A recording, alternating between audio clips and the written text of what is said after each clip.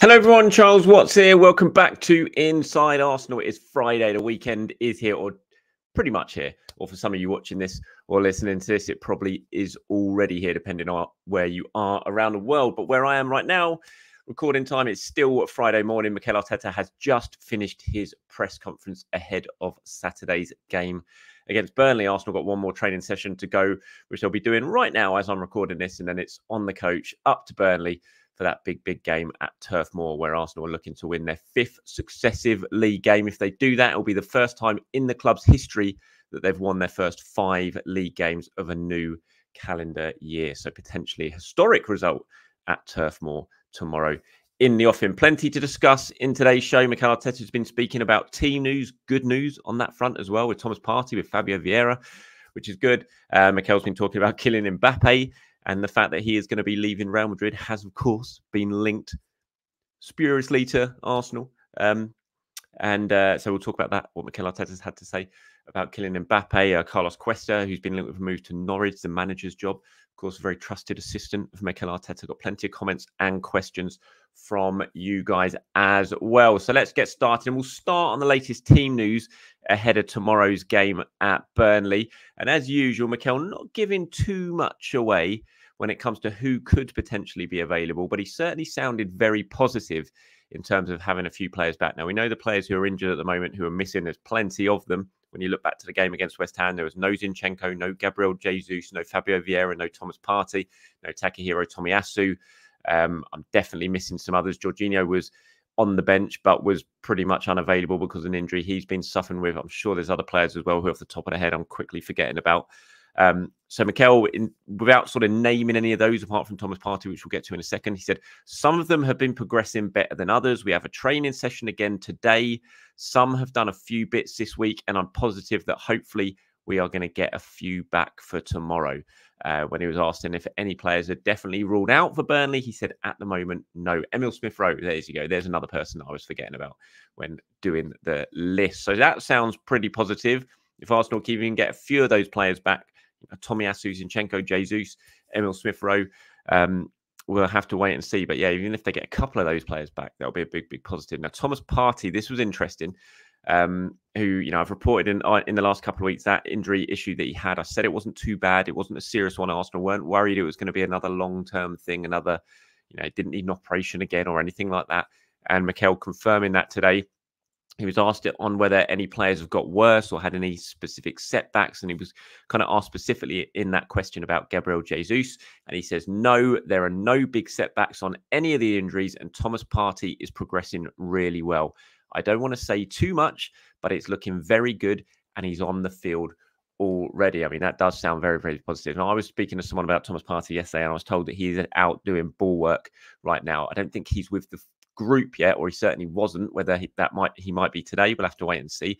I was told he's out there doing ball work on the pitch at the moment before sort of moving in to joining up with the group again. Mikel was then asked if Partey could be back within the next couple of weeks, and he said hopefully. Now, I know we've all been here before when it comes to Thomas Partey, and it seems like every few weeks there's a sort of, you have a boost when it comes to Thomas Partey, and then you have a blow when it comes to Thomas Partey, because it's like he's coming back and then suddenly he's out again. So obviously, you've got to be a bit sort of keep yourself level-headed when it comes to the possibility of Thomas Partey coming back. But we all know if he can come back, what a huge impact that would give to Arsenal. What a massive boost that would give to Arsenal over the sort of final 3 months or so of the season. Because when you have a player of that caliber, of that quality, who is back and available, then, you are definitely a stronger team because of it. And we know that Arsenal are a better team when Thomas Partey plays and when he's fit. So it will be a huge boost. So fingers crossed, we will see Thomas Partey back sooner rather than later. Another boost is that Fabio Vieira now looks like he's definitely very close to being back. In fact, he could be one of the players who would be involved this weekend. He is training now with the squad. He's back in full training. Mikel Arteta confirming that today. He says very close. He's been training already for a few days with the team. So I think he's very close. He's evolved probably faster than we expected, and he's in a good place. He was then asked, could he potentially play against former club Porto? Of course, Arsenal signed Fabio Vieira from Porto about 18 months ago now. That game's on Wednesday, and he says there is a chance, yes. So Fabio Vieira very close to being back for Arsenal. Could even potentially be involved this weekend. I know Fabio's been a bit hit and miss since he's arrived at Arsenal. But again, similar to Thomas Partey, over this business end of the season when there's so much to play for, and Arsenal are targeting the Premier League, they're targeting the Champions League, you want everyone available. You want Arteta to have as many options as he possibly can to be able to rest players if needs be, to be able to, if you're in a position like you are against West Ham when you're 6-0 up or 4-0 up in a game, you can make some changes. You can give a player breather, take them off with 40 minutes to go, half an hour to go. Those extra half an hour of rest could be absolutely essential over there towards the end of the season for players when you're trying to manage their workload and things like that. So you want as many players on the bench, top quality players on the bench as you possibly can have. So Fabio Vieira can still make a big impact on Arsenal this season. So can Thomas Partey. That's why it's so important that all these injured players, and Arsenal have got so many of them at the moment, or had so many of them at the moment, come back. So it's a real boost to hear this from Arteta that plenty of them, including Vieira, including Partey, are now very close to being available. Kylian Mbappe was obviously a big talking point in the press conference. Well, I say it was a big talking point. There was a question about Kylian Mbappe. There was always going to be huge news, obviously, yesterday coming out from France that Kylian Mbappe has informed PSG that he is definitely going to be leaving come the end of the season. Him and PSG and his team are now going to be working on the sort of finer details of his exit, which I don't really completely understand, because he's a free transfer. He can do what he wants at the end of his contract. But I think there is some sort of loyalty payment that he's due if he stayed and signed a new contract. And the fact he's not going to do that, I think PSG can save a lot of money from it or something. So things have to be worked out and ironed out. So I don't think we're going to hear yet immediately where Kylian Mbappe is going. I mean, we all know where he's going to go, but I don't think that will be announced that he's going to Real Madrid until a little bit further down the line. So PSG and Mbappe and his camp are sort of working together to manage his exit in the best way possible. Arsenal have been linked with Kylian Mbappe. They continue to be linked. He's obviously a player in the past. They were very close to signing when Arsene Wenger was at the club. Very close to signing on a couple of occasions, in fact, when Arsene Wenger was at the club. And there have been links this week, reports that he would be willing to join Arsenal to follow in the footsteps of Thierry Henry, kind of legacy type decision. And Mikel was asked, look, Kylian Mbappe now looks like he's available. Would you be interested, despite the fact that he looks like he's going to Real Madrid? And he said, it's quite an interesting answer, actually. He said, when there is a player of that caliber, we always have to be in the conversation. But as you say, it looks in a different way. That's what I would say. So that's him basically saying, yeah, we would like him. Of course we would. He's brilliant. We want him, but he's going to Real Madrid, which obviously is not a very well kept secret. Everyone knows that's where he's going to go. But I still thought it was quite interesting. It wasn't a typical Arteta response to a question about a player, especially a player who doesn't play for Arsenal. Usually just bats it away. I'm not going to talk about a player who's contracted to another club. And I know Kylian Mbappe's situation is a little bit different because he's leaving, and it's now very, very clear and apparent and in the public domain that he's leaving at the end of the season. But I still thought it was quite interesting that he actually did just say, look, when there is a player of that caliber, we always have to be in the conversation, basically admitting that they've spoken about Kylian Mbappe behind the scenes, which makes sense because you would talk about him. But I thought it was a little bit more open than I was expecting from Arteta, because I knew that question would come up. It would have to. It's such a big footballing story that he was going to be asked about it. And I thought it would just be a classic bat away. I'm not talking about another player, blah, blah, blah. So, yeah, it did sort of perk my eyes up a little bit when I saw him or heard him answer like that. Carlos Cuesta is in the news at the moment. One of Arsenal's assistant, very highly rated, as BD here says, Charles Carlos Cuesta to be offered the head coach role at Norwich. Well, he says it doesn't say, but it is at Norwich. At 28 years old, can you discuss his background a little bit? Mikel was asked about Carlos Cuesta actually, and the links with Norwich City, which have emerged. Norwich at the moment, David Wagner in charge of Norwich in the Championship, but reports from the Guardian yesterday that Cuesta is on their potential list of targets come the end of the season to possibly replace Wagner. Mikel was asked about that, and the fact he's being linked with it is that a good sign for his coaching staff, shows they're doing the right stuff. He said it's great, not only with the coaching staff, but certain other staff, club staff as well, that other clubs are trying to come in and get them. It's always a really good sign that they're doing a really good job and we have the right people here. Now, Cuesta is a really popular figure at Arsenal, very, very young, 28. Had been with Atletico Madrid. He started coaching when he was 18 years old. He'd been at Madrid. I think he'd been at PSG as well before coming over to Arsenal. Arteta bringing him over as his coaching, as part of his coaching staff. Really talented young coach. Players love him. He works a lot on an individual basis with players, not just on the training pitch, but also outside the training pitch. You know, when you're talking about analytics and stuff like that, he'll sit down with them, does a lot with them, and he's very, very popular.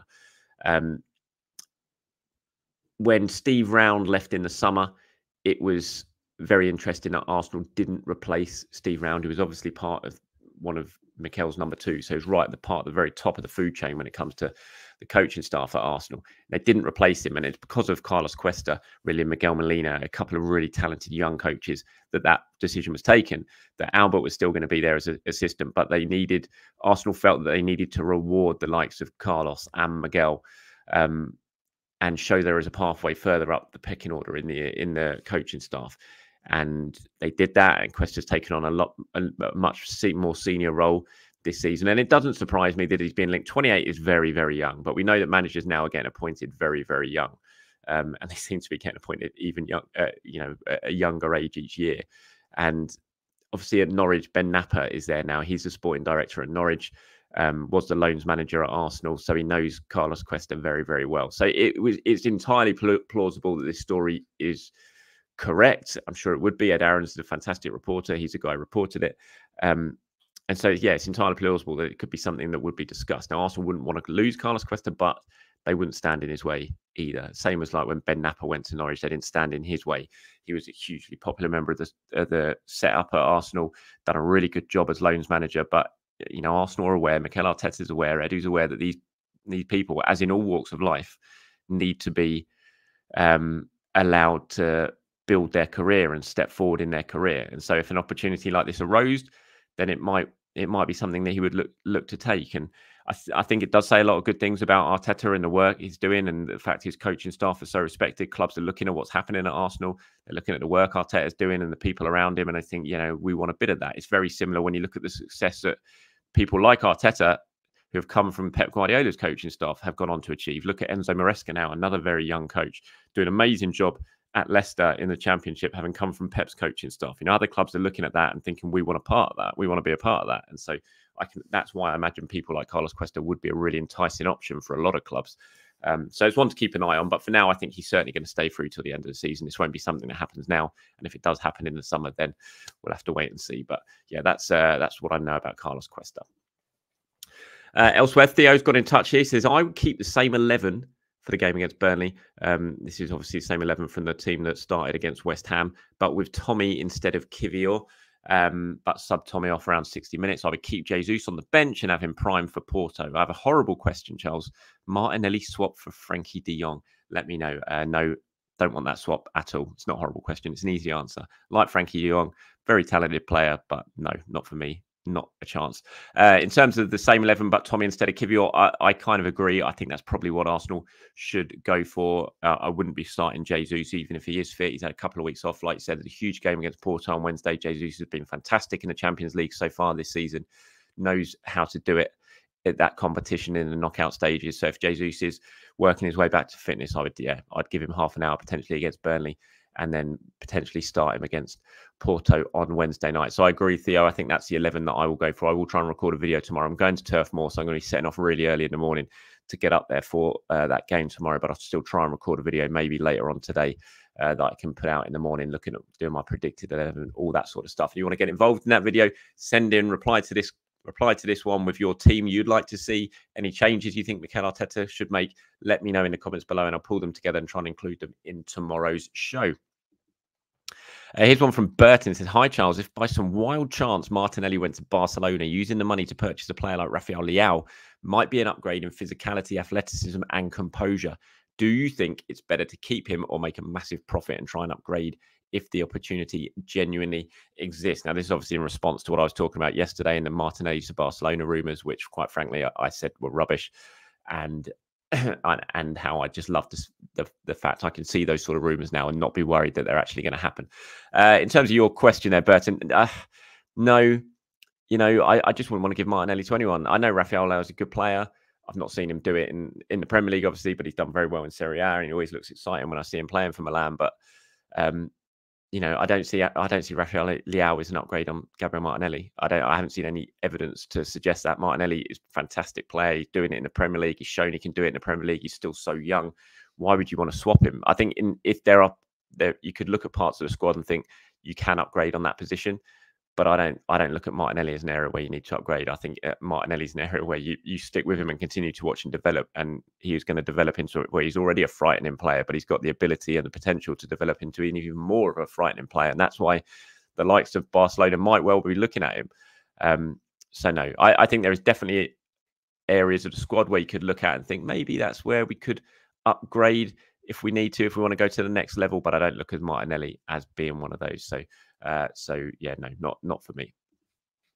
Here's one from Mason who says, hi, Charles. Do you think the time will come where we should loan out Ethan Nwaneri? I see the potential of pulling him through gradually like Saka managed, but interested to know what pathway would be best for him in the long run. Yeah, it's interesting. I mean, some players just do not go out on loan. Some players are just earmarked straight away for the first team. Bukayo Saka, for example, was always earmarked straight away for the first team at Arsenal. Plenty others like Emil Smith-Rowe went out on loan, did well. Reece Nelson went out on loan, did well. Eddie did briefly, didn't he, to Leeds, but didn't really have a successful time there and was brought back and then went straight back into the first team.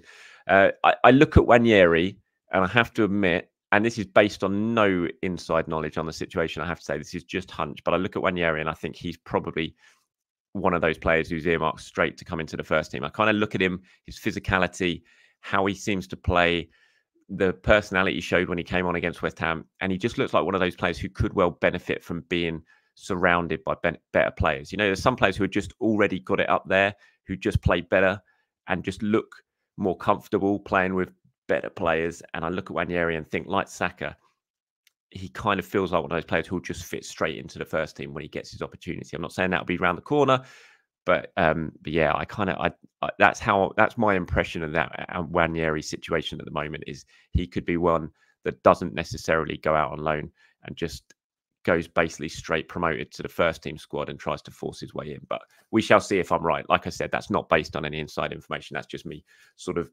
giving my thoughts on what I see so far with Ethan Nwaneri.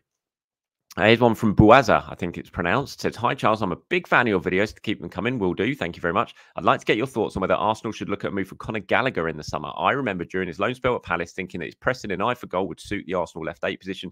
He seems to be rediscovering his form recently, and in the summer, he'll only have a year left on his contract. Do you think he would be worth looking at, or do you think another buy from Chelsea would be too unpopular? Well, I think it probably would be unpopular just because the Arsenal-Chelsea thing never goes down well, and Kai Havertz has had to battle through with that because of that tag.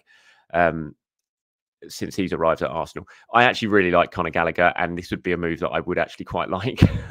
But I don't think it's going to happen, and I think Arsenal will have other priorities come the summer than another sort of left 8.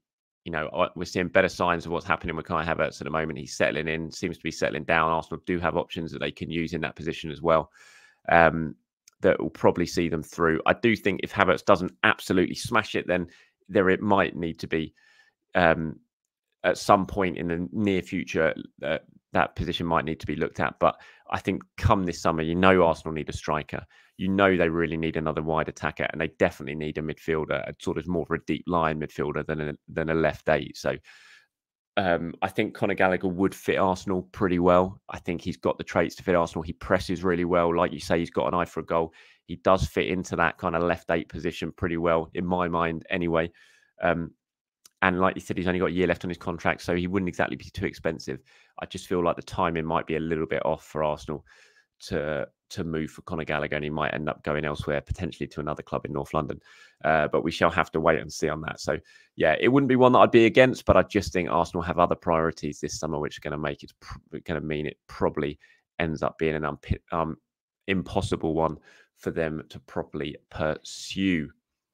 All right, that's it from me, everyone. Thank you very much for getting involved. Thank you for your questions as usual. Like I said, I am going to try. I can't promise, but I am going to try. It's half term at the moment. I've got my 2 kids in the room just behind me there who have been very good and keeping very quiet while I record this video. But I promised to take them out today. Got the joys of going to a trampoline park and all things like that to come in the next sort of few hours or so. But if I get back in time and I am able to pre-record a video that I can put out tomorrow morning, previewing the Burnley show, then I will. So if you want to get involved in that video, if I can do it, then let me know in the comments below what you think the team should be, what decisions Mikel Arteta should make in terms of who starts where. Let me know. I'll pull them all together and try to get them in tomorrow's show. Inside Arsenal Extra Time went out last night with myself and James Benge. That is down there in your podcast or on YouTube if you want to find it. Also, it's just down in the previous video, so go and find that if you haven't seen it already. But until then, everyone, have a very good Friday wherever you are around the world. I'll be back tomorrow, hopefully with a video, but if not, certainly from Turf Moor for Burnley versus Arsenal. Speak to you soon, everyone. Bye-bye.